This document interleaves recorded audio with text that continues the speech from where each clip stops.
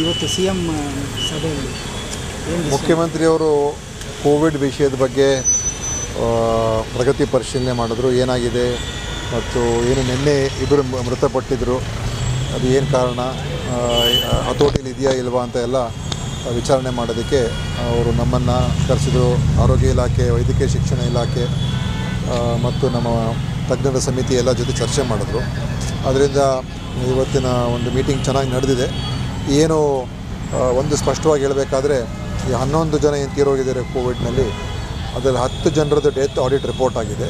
ಅದು 10 ಕೂಡ ನೇರವಾಗಿ ಕೋವಿಡಿಂದ ಯಾರೂ ತೀರ್ಕೊಂಡಿಲ್ಲ, ಅವರಿಗೆ ಬೇರೆ ಬೇರೆ ಅನಾರೋಗ್ಯದ ಕಾರಣಗಳಿತ್ತು. ಆದ್ದರಿಂದ ಅವರು ತೀರ್ಕೊಂಡಿರ್ತಕ್ಕಂಥ ಕಾರಣಗಳೇ ಬೇರೆ. ಕೋವಿಡ್ ಒಂದು ಇನ್ಸಿಡೆಂಟಲ್ ಫೈಂಡಿಂಗ್ ಅಷ್ಟೇ, ಆದರೆ ಕೋವಿಡಿಂದನೇ ತೀರ್ಕೊಂಡಿದ್ದಾರೆ ಅಂತ ನಾವು ಹೇಳೋಕ್ಕಾಗೋದಿಲ್ಲ. ಸೊ ಅದರಿಂದ ಇನ್ನೊಂದು 11ರಲ್ಲಿ 10 ಜನದ ಡೆತ್ ಆಡಿಟ್ ಪ್ರಕಾರ ಆ ವರದಿಯನ್ನು ನಮ್ಮ ಟೆಕ್ನಿಕಲ್ ಕಮಿಟಿಯವರು ಮುಖ್ಯಮಂತ್ರಿಯವ್ರಿಗೆ ಒಪ್ಪಿಸಿದ್ರು. ಮತ್ತು ಇನ್ನೊಂದು ಕೇಸ್ ಇನ್ನೂ ಅದ್ರ ಬಗ್ಗೆ ಆಡಿಟ್ ಆಗಿಲ್ಲ, ಅದ ನಂತರ ನಾವು ತಿಳಿಸ್ತೀವಿ ಅಂತ.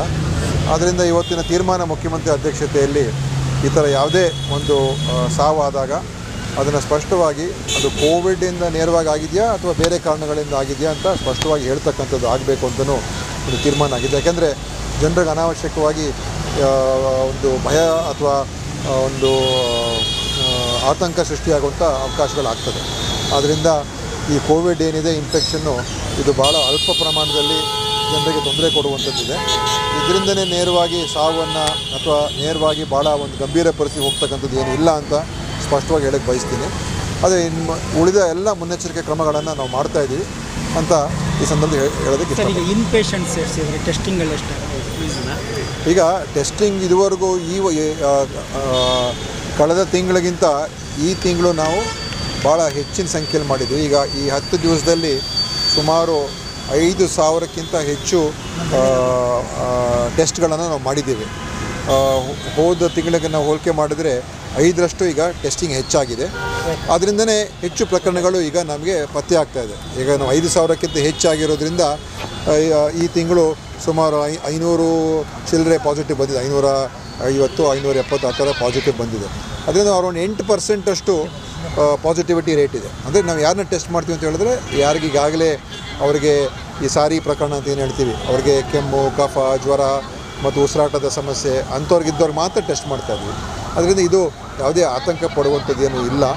ಟೆಸ್ಟಿಂಗು ಹೆಚ್ಚು ಮಾಡಿದ್ದೀವಿ ಮತ್ತು ಅಗತ್ಯ ಇರುವಂಥ ಎಲ್ಲ ಔಷಧಿಗಳು ಕೂಡ ನಮ್ಮಲ್ಲಿ ಸರಬರಾಜಾಗಿದೆ.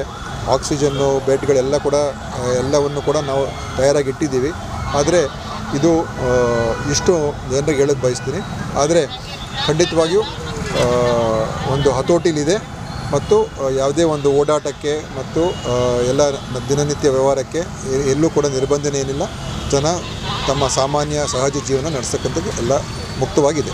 ಸರ್, ಇತರ ರಾಜ್ಯಗಳಿಗೆ ಹೋಲಿಕೆ ಮಾಡಿದ್ರೆ ರಾಜ್ಯದಲ್ಲಿ ಹೇಗಿದೆ ಸರ್ ಕೋವಿಡ್ ಪರಿಸ್ಥಿತಿ? ಈಗ ಇತರ ರಾಜ್ಯಗಳಂದರೆ ಕೇರಳದಲ್ಲಿ ಸ್ವಲ್ಪ ಹೆಚ್ಚು, ಕೇರಳ, ಮಹಾರಾಷ್ಟ್ರ ಎಲ್ಲ. ಅದೇ ಕೇರಳದಲ್ಲಿ ನಮಗಿಂತ ಹೆಚ್ಚು ಟೆಸ್ಟ್ ಮಾಡ್ತಾರೆ.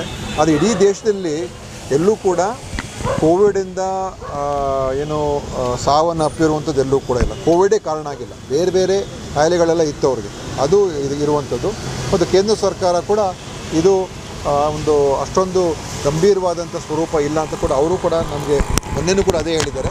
ಆದ್ದರಿಂದ ಖಂಡಿತವಾಗಿಯೂ ಜನ ಯಾವುದೇ ರೀತಿಯ ಒಂದು ಭಯಭೀತರಾಗ್ತಕ್ಕಂಥ ಅವಶ್ಯಕತೆ ಇಲ್ಲವೇ ಇಲ್ಲ.